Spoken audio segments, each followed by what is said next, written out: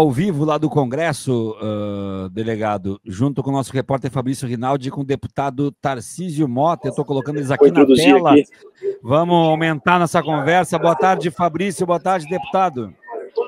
Boa tarde. Fala, Biaro, como é que tá? Beleza? A gente tá aqui num improviso que deu um probleminha. Você tá me ouvindo bem? Aqui eu tô um pouquinho de longe do mic, mas esse mic ele é bem bacana. Só me faz um sinal com a mão. Boa, ou com a cabeça. Ótimo. A gente tá aqui com o deputado Tarcísio Mota. Saiu há pouco a pauta que o Hugo Mota vai tocar na semana aqui na Câmara dos Deputados. Eu gostaria que o Tarcísio falasse um pouco de qual é a pauta efetivamente. Tem a questão do foro, tem a questão da anistia, tem a questão da adultização. A gente quer falar sobre isso também. Então eu gostaria que você trouxesse um pouco dessas informações. Olha só, primeiro, boa tarde aí, Viaro, boa tarde, Saraiva, boa tarde, Fabrício. Estamos aqui na expectativa dessa semana, semana depois do que foi aquele sequestro da mesa diretora que aconteceu na semana passada. Então, mas a pauta em si, que vai ser votada essa semana, não tem nada dessas grandes coisas mais importantes. Não tem nada a respeito do foro, não tem nada a respeito da anistia, não tem nada a respeito do imposto de renda, não tem nada. Tem alguns projetos. Tem um projeto que dá o nome do Papa Francisco no viaduto, tem um projeto de carteira nacional docente, tem um projeto de uma PEC que a gente está analisando que é um tanto quanto confusa, que tem a ver com a acumulação de cargo.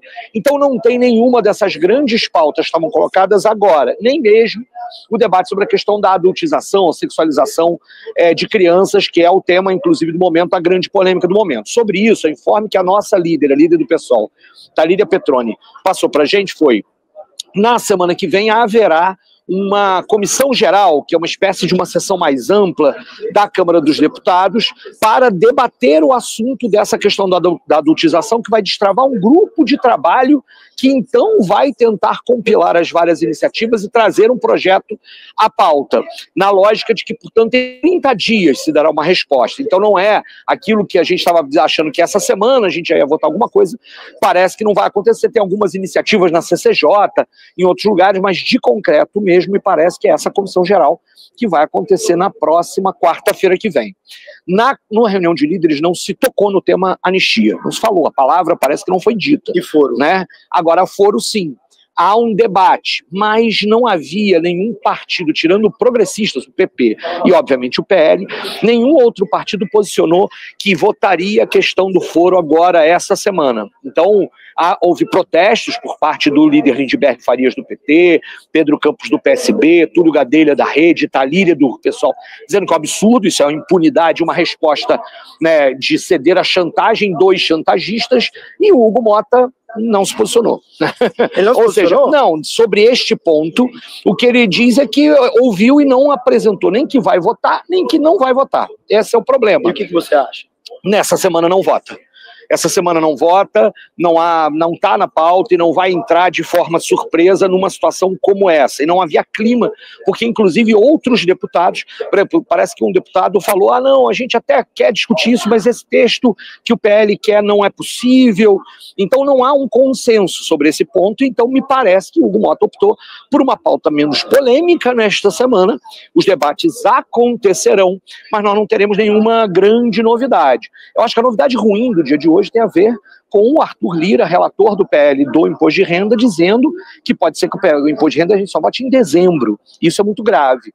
Na verdade, a gente precisa acelerar essa votação. Essa é uma votação que interessa a população brasileira e não dá para a gente, portanto, esperar até dezembro, com riscos, inclusive, dessa questão não valer para o ano que vem, a depender de como é que as coisas aconteçam. Então, o grave, me parece, é essa posição do Arthur Lira sobre isso. Com relação à questão do foro, digamos que seja votado, como que está a ambientação dessa proposta na Câmara? O pessoal está torcendo o nariz. Como que está aqui para a gente entender o que pode acontecer com essa possibilidade? Eu acho que hoje há uma maioria da Câmara que diz assim, nós podemos entrar nesse debate da questão do foro, mas não podemos entrar agora, depois da chantagem, depois do que esses bolsonaristas fizeram. Então tem a ver com o tema não estar maduro o suficiente para uma votação consensual, está longe disso, e neste cenário agora não há possibilidade de sequer botar em votação, porque a gente não vai botar em votação, a gente não vai aceitar isso de botar em votação um projeto depois da chantagem que eles fizeram na semana passada. O texto que vem, há um texto um pouco mais maduro do Senado, mas cheio de problemas, e o que o PL quer, que a gente sabe que é a impunidade para Bolsonaro, é só isso que eles pensam, na verdade, inclusive, tende a tentar piorar o texto, que já não é bom no Senado. Então, eu não acredito nessa votação relâmpago, como eles não conseguem constituir maioria nesse cenário agora. Mas existe algo, porque quando você derruba o foro, né, todos os políticos vão ser julgados lá para a primeira instância. Isso é interessante para um deputado? Não, eu acho que não. Eu acho que a gente não tem... Na verdade, olha só, tem um debate da questão daquilo que o foro privilegiado se transforma em privilégios para os parlamentares não responderem por crimes cometidos. Isso a gente tem que, de fato, dosar, e não é um negócio bom. A gente da esquerda sempre fez esse debate. O problema que se quer agora é, à medida em que os projetos vão para a primeira instância, é conseguir dar uma lógica de impunidade, por exemplo, paralisar todos os processos que o Flávio Dino está movendo em torno da questão das emendas parlamentares, por exemplo.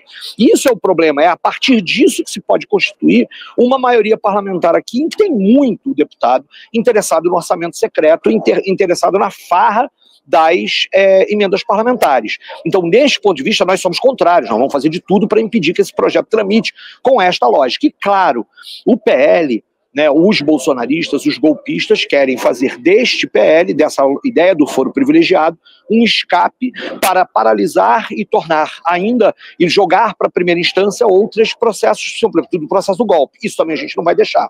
Ou seja, aqui se trata, uma coisa é debater com a sociedade, com a imprensa, com a sociedade civil, o estatuto do foro privilegiado, seus limites e como é que ele pode ser aperfeiçoado ou não. Isso é um debate, que a esquerda não se furta a fazê-lo.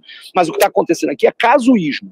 Diante da situação das emendas parlamentares e do golpe, se quer tentar criar uma impunidade. Então esse PL não é um PL do foro privilegiado, é o PL da impunidade. E esse tipo de situação, nesse contexto, a gente não vai topar. Muito bem. Viaro, vou passar um pouco para você perguntar. Eu estou aqui nesse momento sem o retorno, eu vou deixar o Tarcísio sozinho aqui no quadro, tá bom?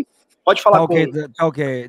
Deputado, eu e o delegado Alexandre Saraiva estávamos falando aqui sobre a proposta de lei da Fernanda Melchiona, do seu partido, de uma espécie de lei anti-lei Magnitsky. O que o senhor poderia nos falar a respeito da possibilidade disso ser apreciado, ser pautado e ir para frente?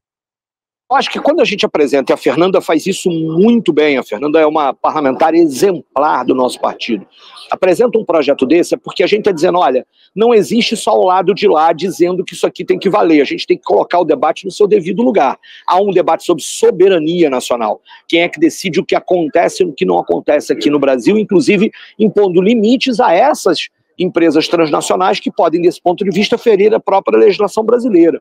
E aí eu acho que a Fernanda está correta em colocar isso e, portanto, permitir que a gente abra o debate sobre isso. Nós não podemos esquecer que este Congresso que aqui está é um Congresso que há pouco tempo atrás a gente estava, né, com aquela hashtag Congresso Inimigo do Povo. Nós temos um problema, isso aqui não é um espaço em que as coisas são debatidas livres de interesses eleitorais, políticos e econômicos colocados aqui. O grande problema que nós temos hoje aqui é que tem muita gente interessada em levar vantagem diante da crise política e econômica. Parte das pessoas que acabam relativizando o tarifaço, relativizando as pressões estadunidenses, está tentando ver como é que ganha dividendos políticos ou econômicos com base nisso. E esse é o principal problema. Então a gente tem que seguir. Eu acho que esse é um projeto importante da Fernanda, que tem apoio da bancada do pessoal para que a gente avance, né, no debate sobre os limites desse tipo de legislação imperialista, de ação de estados imperialistas e sobre a soberania nacional, e nós vamos seguir nesse debate, mas nesse Congresso aqui agora, isso é parte da gente dizer, nós temos propostas, nós temos um contraponto, temos um programa para o país que envolve a nossa soberania, a nossa independência. Às vésperas do 7 de setembro, faltando menos de um mês, é importante que a gente retome esse debate junto à sociedade, e aí a gente marca a posição, deixa com que não só eles falem sobre o assunto, não parece que apenas eles têm iniciativa, e a gente coloca o debate onde a gente quer que seja feito.